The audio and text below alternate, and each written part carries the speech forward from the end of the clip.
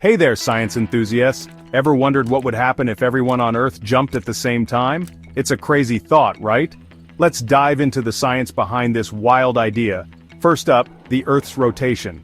Our planet spins at over 1,000 miles per hour at the equator. Just like an ice skater speeds up by pulling in their arms, moving mass closer to Earth's center speeds up rotation, and moving it away slows it down.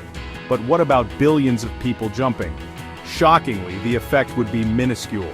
The Earth would only move a tiny fraction of the width of a hydrogen atom, and since everyone lands back where they started, the effect is basically cancelled out. Now, let's talk earthquakes. Would a massive global jump cause the ground to shake? Not really.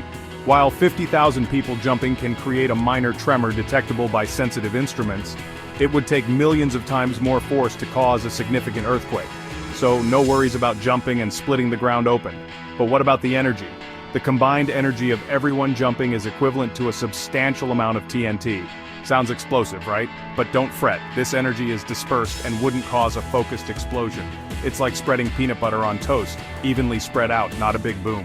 Lastly, let's touch on Newton's third law. Every action has an equal and opposite reaction.